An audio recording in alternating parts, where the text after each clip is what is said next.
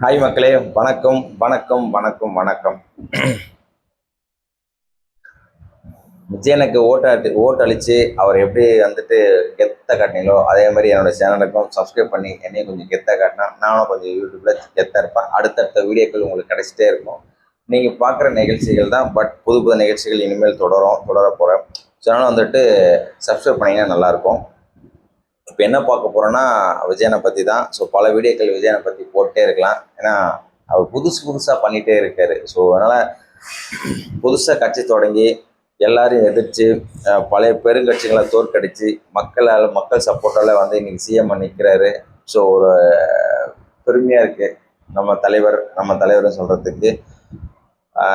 அவன் என்னடா சொன்னால், என் பின்னாடி என் சப்போர்ட்டுக்கு வெளியில் கோடி பேர் இருக்காண்டா நிரூபிச்சிட்டாரு. ரயில்லையும் சரி மாஸ் தான் அண்ணன். ஸோ அதனால் வந்துட்டு ரொம்ப பெரிய விஷயம். படம் வந்துட்டு கண்டிப்பாக ரிலீஸ் ஆகும்னு நினைக்கிறேன். எப்போன்னு தெரியல. டைட்டில் கார்டு வந்துட்டு மாண்புமிகு தமிழ்நாடு முதலமைச்சர் அப்படின்னு ஜோசப் விஜயன் அண்ணான்ற மாதிரி. ஸோ அதனால் டைட்டில் கார்டு சேஞ்ச் ஆகிருக்கு. நேற்று நியூஸ் பிரகாரம் பார்த்தீங்கன்னா, சட்டம் இடம் கொடுத்தால் கண்டிப்பாக டைட்டில் கார்டு மாற்றப்படணும் ப்ரொடியூசர் சைட்லேருந்து சொல்லியிருக்காங்க. நல்ல விஷயம். ஸோ அதனால் வந்துட்டு ஓகே. நேற்று நடந்த நிகழ்ச்சிகள் எல்லாமே பார்த்துருப்பீங்க. சட்டசபையில் எல்லாமே வந்துட்டு லைவாக போயிட்டுருக்கு. ரொம்ப பெரிய விஷயம். அண்ணாக்கு எல்லாமே வணக்கம் சொல்லிட்டு அவங்க பதவி ஏற்றுக்கினாங்க. இதில் வந்து உதயநிதி ஸ்டாலின் கொஞ்சம் முரண்டு பிடிச்சிருக்காரு, பார்க்கல. அதுக்கப்புறம் எடப்பாடியும் அவரும் பார்க்கல. ஸோ இது வந்து வேறுபட்ட விஷயம். ஸோ நேற்று வந்துட்டு எல்லா தலைவர்களையும் வந்துட்டு முன்னாள் தலைவர்கள், முன்னாள் சிஎம், அவங்க கட்சி தலைவர்கள்லாம் போய் பார்த்துருக்காரு. ஸோ இது நல்ல விஷயம். பட் அவர் என்னதான் மன கசப்பு இருந்தாலும் ஒரு ஒரு ஒரு பெருந்தன்மைக்காக போய் பார்த்துருக்காரு. ரொம்ப பெரிய விஷயம். பட் எடப்பாடி கிட்ட அவர் போகல. ஏன்னா அவர் அங்கே தான் இருக்கார், சட்டசபையில் தான் இருக்கார். அவரை பார்த்தாச்சு, எல்லாம் லைவாக பார்த்து பேசிடுவாங்க. இது ஸ்ட்ரைட்டாக போய் சொல்லணும்னு அவசியம் இல்லை.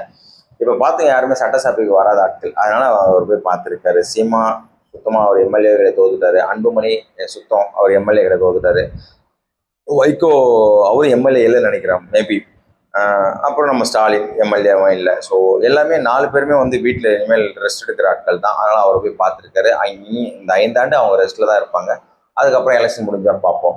ஸோ நம்ம திருமாவளவன் அவரு போய் பார்த்தார என்னன்னு எனக்கு தெரியல, நான் பார்க்கல, வீடியோவும் பார்க்கல. ஸோ அவரும் எம்எல்ஏவும் இல்லை, அவர் சீட்டில் நிற்கவே இல்லை. அவர் கட்சி தலைவர் அவர் மீட் பண்ணணும்னு தெரியல. ஸோ அவங்களோட சப்போர்ட் எல்லாம் சேர்ந்து தான் இன்றைக்கி வந்துட்டு நம்ம அண்ணன் சப்போர்ட் இருக்கார். இன்னொரு நல்ல விஷயம் என்னென்னா, ஏடிஎம்கேல இருந்து சப்போர்ட் பண்ணுற சொல்லியிருக்காங்க. ஏடிஎம்கே சப்போர்ட் பண்ணுற நல்ல விஷயம் தான், இல்லைன்னு சொல்ல. பட் டேஞ்சர் ஆட்கள், அவங்க சப்போர்ட்டு ஓகே தான். அண்ணன் பலமாக நிற்கிறதுக்கு கண்டிப்பாக சப்போர்ட் தேவை. எல்லாரும் சேர்ந்து எடப்பாடிக்கு எதிராக தான் நிற்கிறாங்க. கேட்டால் வந்து தோல்வி. காலைல நியூஸ் பிரகாரம் பார்த்தீங்கன்னா எடப்பாடி வந்துட்டு அவர் சப்போர்ட் பண்ணலாம் அப்படின்ற மாதிரி போயிடுச்சு. அண்ணனுக்கு சப்போர்ட் பண்ணுறேன்னு நினைக்கிறாங்க, ஸ்ட்ரைட்டாகவும் சொல்லிட்டாங்க மீடியாவில். ஓகே, நல்ல விஷயம். அண்ணனோட ஆட்சி ஸ்ட்ராங் ஆகுது, அண்ணனோட ஆட்சி பலமாகுது, பேஸ்மெண்ட் பலமாகுது. ஸோ ஒன்றும் உடைக்க முடியாது. அண்ணனை ஸ்ட்ராங்காக நிற்பார். வெற்றி நிச்சயம்ன்றது கன்ஃபார்மாக இருக்குது. ஸோ 30 எம்எல்ஏக்களை வந்து சப்போர்ட் பண்ண நல்ல விஷயம். அண்ணன் வந்துட்டு மெயினாக இப்போ பார்க்க போதானா, அண்ணன் வந்துட்டு ஒயின் ஷாப்பை க்ளோஸ் பண்ணுறேன் அப்படின்னு சொல்லியிருக்காரு. ஒயின் ஷாப் வந்து க்ளோஸ். மெயினாக ஸ்கூல் அண்டு காலேஜ் அண்டு மருத்துவம் சார்ந்த இடம், கோயில் சார்ந்த இடம், மக்கள் நிறைய கூடுற இடம், இங்கே எல்லாமே ஒயின் ஷாப் வந்து க்ளோஸ் பண்ணுறாங்க. அதிரடிப்படை கண்டிப்பாக அது அதிரடியே மூட போகிறாங்க. அது சைன் போட்டாச்சு. ஸோ அது ஒரு நல்ல விஷயம். ப்ளஸ் சிங்கப்பெண்கள் வந்துட்டு சிங்கப்பெண்கள் காவல் நிலையம் பெண்களுக்கு பாதுகாப்பாக இருக்குன்றதுக்காக அவங்களையும் வந்துட்டு 62 இடத்துல அதிரடிப்படை ரெடி ஆகுது. ரொம்ப பெரிய விஷயம். நவீனமயமாக்குதல் சொன்னது அப்படியே செய்ய ஆரம்பிச்சிட்டாரு. இப்போ சட்டசபை வந்து லைவாக போயிட்டுருக்கு.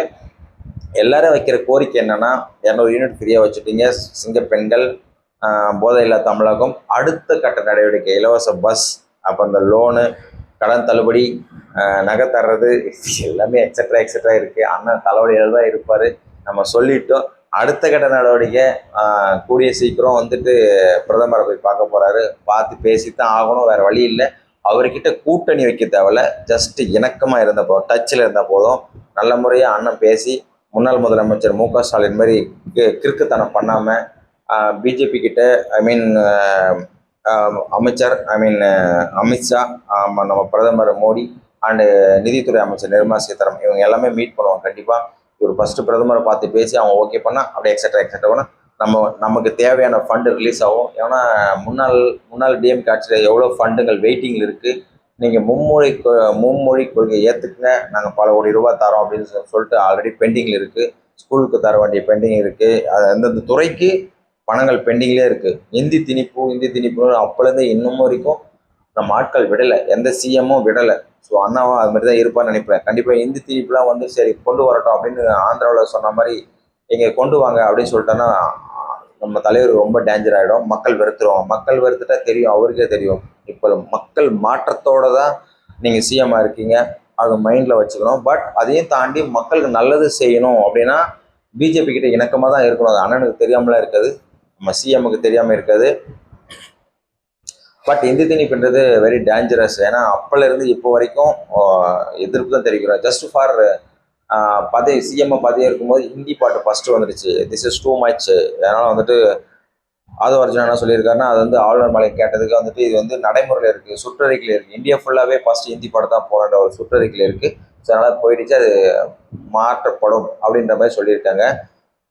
அடுத்தடுத்த நடவடிக்கைகளை பார்த்தா தெரியும். எங்கே தேவைப்பட்டால் எங்கே சாங்கு தேசிய கீதம் ஒலிக்குதோ அங்கே வந்து நீராறும் கடலோடுக்கு வரணும் ஃபஸ்ட்டு. அதுக்கப்புறம் தான் வந்துட்டு மற்றதெல்லாம் வரணும் அப்படின்ற மாதிரி. எப்போவுமே ஜனநாயக தேசிய பாடல் கொடி பாடல் வந்து லாஸ்ட்டாக தான் பாடுவாங்க, ஜனகணமன. ஸோ அதனால் வந்துட்டு இடையில வந்துட்டு வந்தே மாதரம் பாடல் ஃபஸ்ட்டு வந்துடுச்சு. அது வந்துட்டு நம்ம இந்தியா சாங் தான், பட் தமிழ்நாட்டில் அது தேவையில்லை அப்படின்ற மாதிரி ரொம்ப பர்சனலி அண்ணாவுக்கு வந்துட்டு பிளாக் மார்க் மீன்ஸ் எல்லாமே திட்ட ஆரம்பிச்சிட்டோம். இது ஏன் கேட்கல, முதலமைச்சருக்கு தெரியாதா அப்படின்ற மாதிரி ஆயிடுச்சு. தெரிஞ்சிருக்கும், தெரியாமலாம் இருக்காது. கன்சிடர் பண்ணி அவ வந்து நீக்கிடுவாங்க. அண்ணன் வந்து எப்பவுமே மக்கள் சப்போர்ட் தான், மக்களுக்கு எதிரான ஆட்சி பண்ண மாட்டேன் அப்படின்னு குறிக்கோளாக இருக்காரு.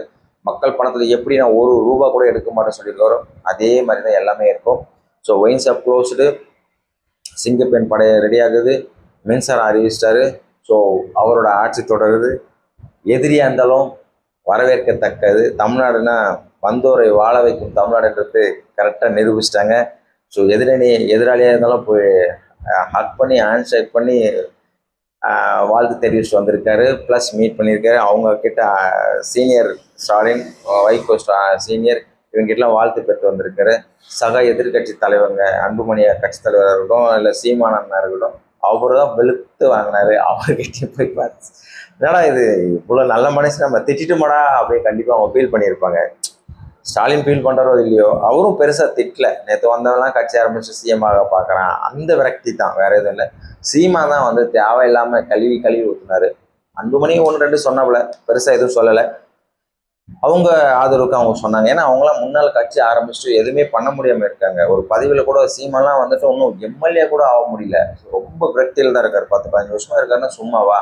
அண்ணா வந்து இப்போ ஆரம்பிச்சாரு, உடனே சிஎம் ஆயிட்டாரு விஜயன்றது மக்கள் ஆதரவு தான். ஸோ நான் பல வீடியோக்கள் சொல்லியிருக்கேன், சீமானுக்கு வந்து பேசவும் தெரியல, மந்திரமும் பேசலை, தந்திரமும் பேசலை, டெக்னிக்காக பேச தெரியல, மயக்கவும் தெரியல, மக்களை வந்து கவர் பண்ணவும் தெரியல. ஸோ அதனால் வந்துட்டு இப்போயே ஆஃபீஸே நான் ஏதோ பேசுனேன், ஸ்ட்ரைட் ஃபார்வர்டாக பேசுனேன், என்னை வந்துட்டு உனக்கு வாயால் தாண்டா உனக்கு எல்லாமே நீ கெட்டு போக காரணம் வாய் தானே என்னை திட்டுவாங்க ஆஃபீஸில் நான் பேசும்போது.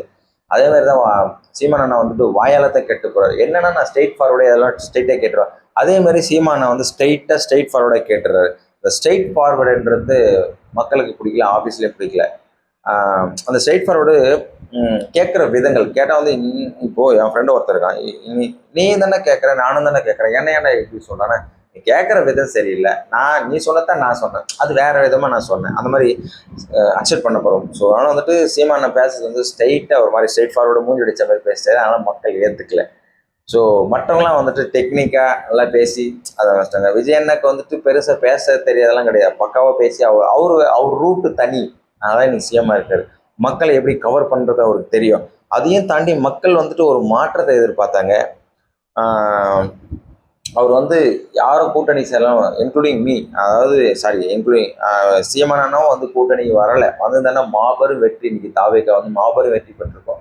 இப்போவே மாபெரும் வெற்றி தான். இந்த சின்ன இழுபறி இருந்திருக்காது. யார் support Congress, communist and VCK இவங்கெல்லாம் இருந்திருக்காது இல்லையா? ஸோ இன்னும் தனி பெரும்பான்மையாக அழகாக பண்ணியிருப்பாரு. குற்றம் புரிஞ்சவங்களை தூக்கி ஊழல் பண்ணவங்களை தூக்கி உள்ளே போட்டிருக்கலாம். உடனடியே நடவடிக்கை எடுக்கப்பட்டிருக்கோம்.